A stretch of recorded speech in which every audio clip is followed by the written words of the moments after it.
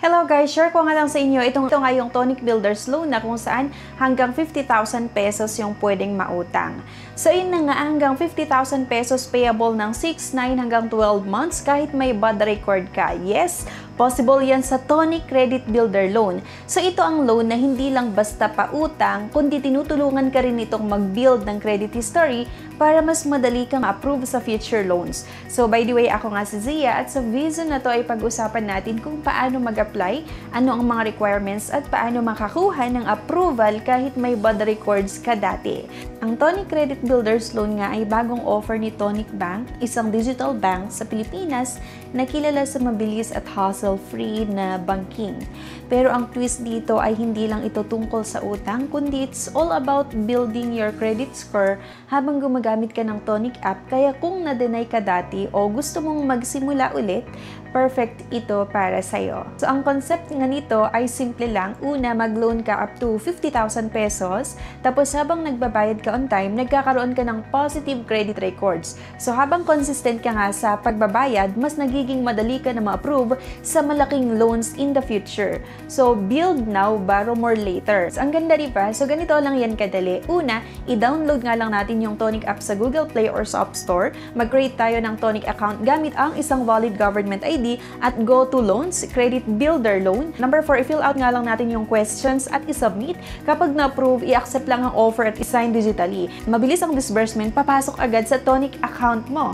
At para nga maka-apply ka dito, kailangan mo lang, syempre Filipino resident, 23 to 58 years old, may valid ID at Tonic savings account, may teen kung employed o self-employed, at super minimal requirements lang kaya madali lang talaga ma-qualify. Yun nga, yung loan amount ay 50,000 pesos payable ng 6, 9, or 12 months, interest rate as low as 4.2 monthly add-on rate, at bayaran diretsyo sa Tonic app. Click mo lang yung pay now sa dashboard 7 days before due date.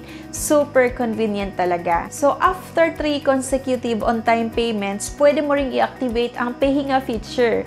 Insurance plan ito ni Tonic, so pwede kang mag-enjoy ng payment holiday kapag kailangan mo nang magpahinga sa bayad. Kaya nga, ang tawag nila ay pahinga. At para magkaroon nga ng chance na maaprubahan yung loan application mo, gamitin mo lang lagi ang Tonic account or ang Tonic Bank, mag-transfer, mag-top up at mag-save sa stash, gamitin ang Tonic card sa payments at laging magbayad on time. Kapag consistent ka kasi, mas tataas ang chance mo sa next reload. So dito nga pwede kahit may bad credit, yes, designed to para sa mga may bad records o no credit history. So mabilis nga din ang pag-process nila, papasok agad din sa Tonic account mo.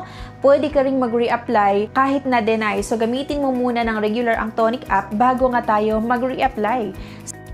So, bago nga tayo makautang sa Tonic, kailangan muna natin na mag-create ng account. So, go nga lang tayo sa Google Play Store. Hanapin nga itong Tonic at kailangan natin i-download syempre sa ating cellphone. So, may mga ads sila na yan nga medyo malaki yung pwedeng mautang at pwede nga talaga tayong makahiram dito hanggang 50,000 pesos sa Tonic Credit Builder Loan at payable siya ng 6 months, 9 months hanggang 12 months. So, mahaba din po yung ino-offer nito na payment terms talaga.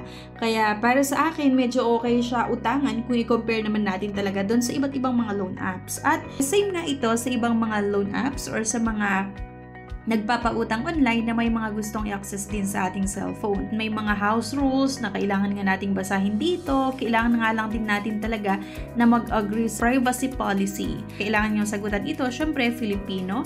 At ayan, facial verification. At eto nga, yung mga ID din na tinatanggap like driver's license, UMID, postal ID, maging yung PRC ID nga at yung SSS ID. Ito yung mga ID na kailangan yung gamitin kapag mag-create nga kayo ng inyong account dito. Meron din naman silang passport. UMID ID yung pinili ko dito.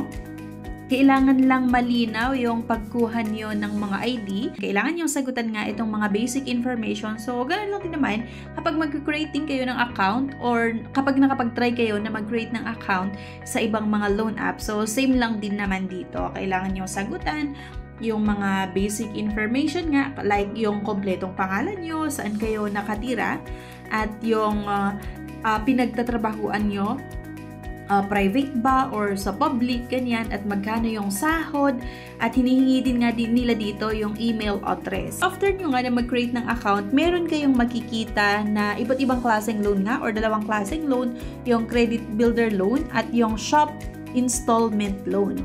Pero syempre kapag cash yung gusto mong utangan, dito nga tayo sa credit builder loan na kung saan pwede nga tayong umutang hanggang 50,000 pesos. At kagaya nung sinasabi ko sa inyo, ma-download nyo itong app nila sa Google Play Store. 6, 9 hanggang 12 months yung payment terms. So, mahaba din po.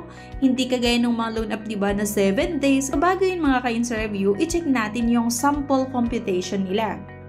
So, kung halimbawa, uutang tayo ng 50,000 pesos payable ng 6 months, ito yung possible na monthly amortization, 10,462.82. At kung sakali naman na utang ka ng 50,000 pesos at payable sa loob ng 9 months, 7,647.14 yung possible na monthly amortization. At kapag bayaran nyo yung 50,000 sa loob ng 12 months, ang possible na monthly amortization nito ay 6,267.17. So, diba, okay na rin yung ganito ha, kasi mahaba yung terms na ino-offer nila. Hindi kagaya nga nung mga ibang pautangan online or yung mga OLAS, yung mga loan shark na 7 days lang, kaya kailangan mong bayaran yung buong inutang mo, pati yung mga malalaking service fees nila at yung mga interest. So, kung sakali 30,110 yung loan amount, 12 months to pay, monthly amortization possible ay 3,774 at payable sa loob ng 9 months, 4,605.11. At kung sakali naman na payable sa loob ng 6 months, 6,300.71 yung possible nga na maging monthly amortization, at 5,000 naman 6 months to pay, 1,046.28 yung possible nga na monthly amortization. Kaya sinasabi ko na possible kasi hindi talaga ito. So, subject pa rin syempre sa kung magkano yung interest na i-offer nila sa inyo. So, 9 months, 700 mahigit, at 12 months, 626.72 lang yung babayaran nyo nga sa bawat buwan. So, diba, ang maganda nga dito ay monthly yung pagbabayad natin, hindi siya per day, hindi rin siya within 7 days. At kung sakali, 20,000 yung gusto naman nating utangin dito. At payable nga sa loob ng 12 months. So, 20,130. Yan nga, 2,523.16 yung monthly amortization.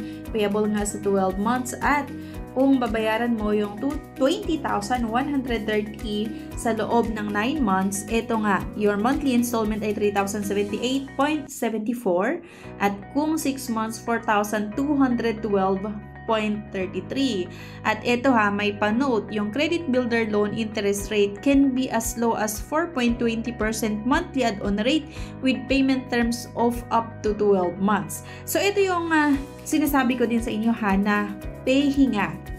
Diba? Get more from your credit builder loan with our new service. Maganda din itong ino-offer ha ng Tonic. Pero syempre, nasa sa inyo pa rin talaga kung gusto nyo ngang subukan na umutang dito sa Tonic Bank. Diba? Hindi porket sinasabi ko na medyo okay siya kasi nag-o-offer ng mahabang payment terms, talagang utangan nyo. So, ang sa akin lang, nagbibigay ako ng mga idea or nagbibigay ako ng ibang option na pwede nating lapitan kung sakali na kailangan talaga natin ng cash. At nagawa niyo na yung mga ibang paraan, manghiram sa mga kakilala, sa kapamilya, pero wala kayong mautangan. So, ayun nga mga ka-interview, tandaan na ang Tonic Credit Builder Loan ay hindi lang para umutang, kundi para makabuo ka ng tiwala ulit sa sarili mong financial records. Kahit na deny ka dati, may second chance ka. So, start small, pay on time, at tuloy-tuloy lang sa pag-build ng good credit. Ang sabi nga ng Tonic, let's make credit history together. So, this is Zia from Insta Review, reminding you, hindi hadlang ang bad record basta may disiplina at consistency. So, ayan, see you sa aking next video. Bye!